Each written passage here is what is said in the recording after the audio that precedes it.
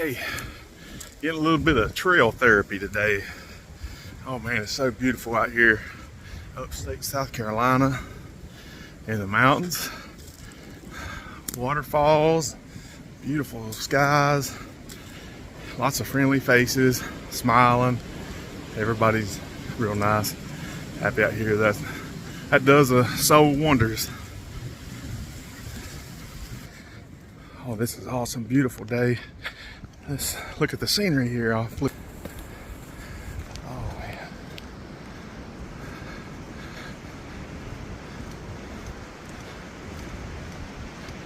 Yeah, this trail therapy works wonders for your psyche, your mental state. Oh, it's just great to get out here and think about life and relax. Therapeutic. It's better than talking to a counselor. We can talk to God. That's where I want to do a lot of times. This is when I feel closest to God out here, and just get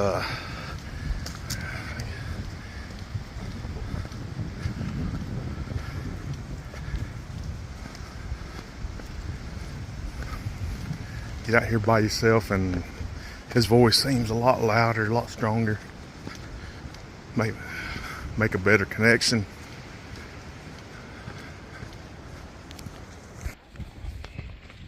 This is the first trail hike that we took Bendy on when she was 7 weeks old. My blue heeler that we just lost a couple weeks ago. Still hadn't got over that, but 7 years ago, we brought her down here, her and Sadie, first hike, and I remember she climbed on that log there, and I think I have a picture of her standing up on that log.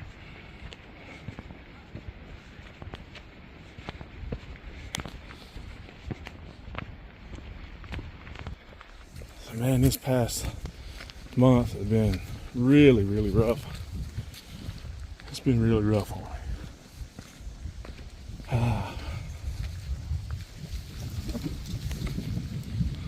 We lost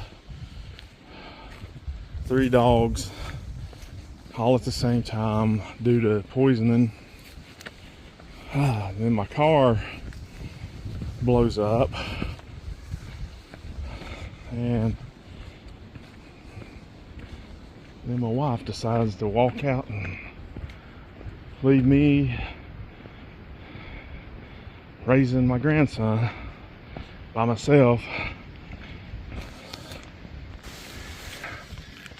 1997 all over again, because I raised my son Cody from the time he was 3 months old until now, still raising that youngin'. He's just, God, 28, but or will be 28. Yep. So it's been rough. It's been a rough month for sure, having to deal with all that at one time. But I've been dealing with adversity most of my life. I'm like a rubber band man. I'll bounce back stronger and better. I always have. It's just been working on trying to get in better shape. And I'll be 50 here in a few weeks, and man, it's a whole lot harder to do now. Some days I'm like, God, it's not worth it. But then, yeah, I mean, I feel a lot better, have more energy. But after working 9 hours, then go to the gym and work out for a couple hours, I am just beat. And then I have to get up at 4 o'clock in the morning and get the grandbaby ready and take him to my mom's house so she can take him to daycare. Thank God for my mom. Wow, God, look how big this tree is. This thing is hard to get in this picture, but oh my God. And this thing is probably 6 foot across. bottom. I mean, oh god, the thing's huge. Okay, but anyway, I wanted to give some relationship advice. Of course, I'm not a relationship expert by no means, but I can tell you what not to do. And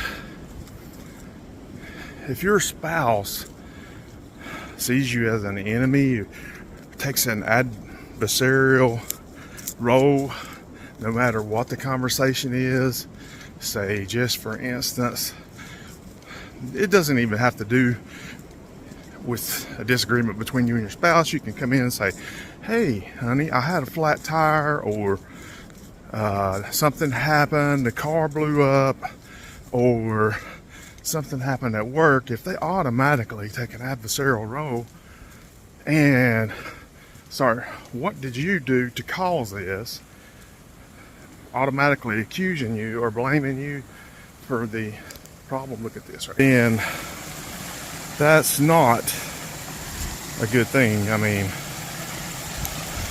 automatically turning you into the enemy and insinuating that you did whatever it was to cause the problem. And that's one of the issues that I had with my wife. No matter what it was, automatically aligned herself against me, regardless of what the subject was. I mean, it could be, like I said, anything. Like, I could say something about something that happened at work, and it was automatically, you did something to cause this, and her normal response was, you're a dummy, you're an idiot, you're stupid, you're a moron, and roll her eyes. I mean, it's just, you know, if, like my buddy Dale Sharp, he's been married for 50 some years, but my buddy Dale, like I said, he's married 50 plus years, and he used to tell me marriage is not easy. It's constant work. He said, me and my wife have had our share of knockdown, drag out arguments. He said, but I can guarantee, and he always told me this, 100%, he said, she always had my back. She always had my back. And I always remember that. Because if your spouse doesn't have your back, then they don't love you. And that's plain and simple. If your spouse sees you as an enemy, and she don't have your back, or he don't have your back 100%, then they don't love you. They see you as an enemy, and everything that you do, they align against you. You cannot win in a situation like that. So remember, if your spouse doesn't have your back, they do not love you. Nope. If your spouse is looking to constantly put you down and belittle you in public around her friends and family, that's another big issue. And that's what happens a lot of times when they see you as an enemy. They're constantly trying to delegitimize you and make you insignificant.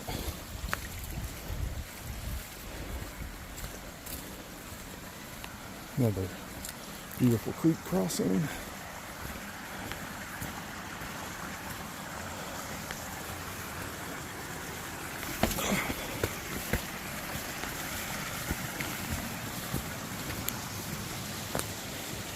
But anyway, I have my flaws. I'm very imperfect. I have a lot of problems of my own, and whenever I have communication problems. I admit that. Been a lot of trauma throughout the years, And it doesn't help. Another creek crossing right here. Beautiful. We got Bendy playing in the water up there. Right there. So many memories. I miss that girl.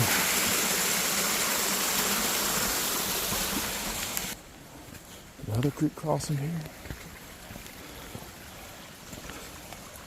So peaceful.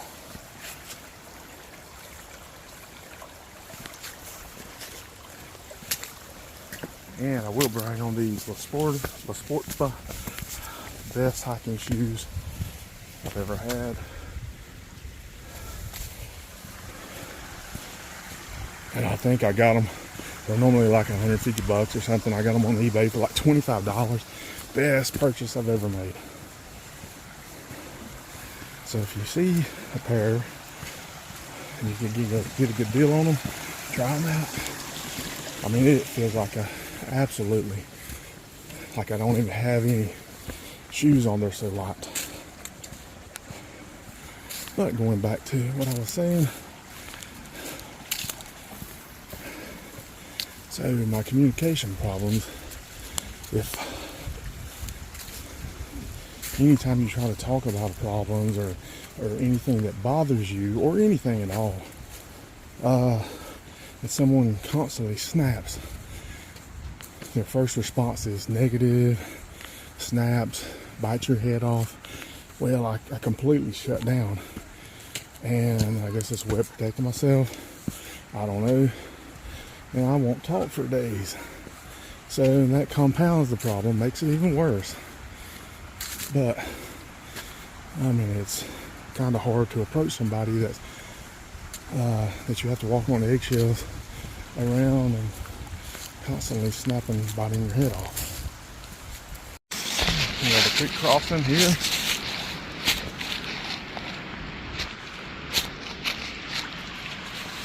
There's a little waterfall.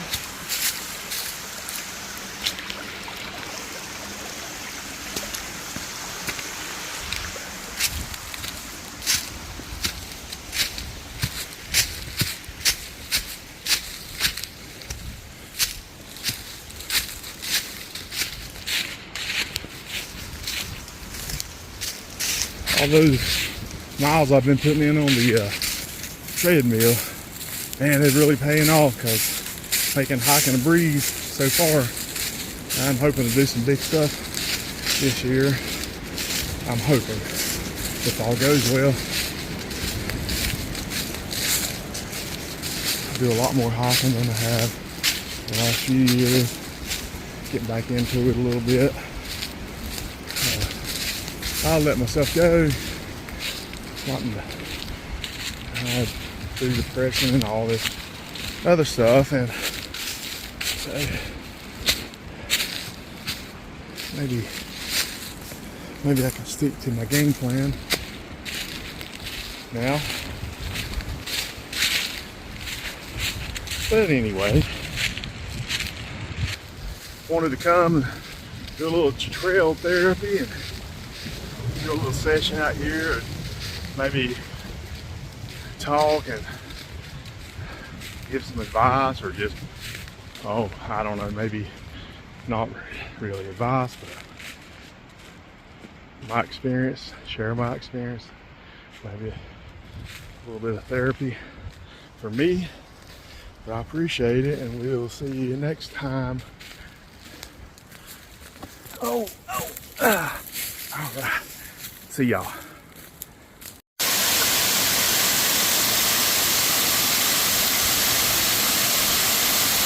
Yellow Branch Falls. Can't see the other side, so you have to go around that corner over there, but so pretty. It's really pretty in the spring and summer when everything is green, bloomed out.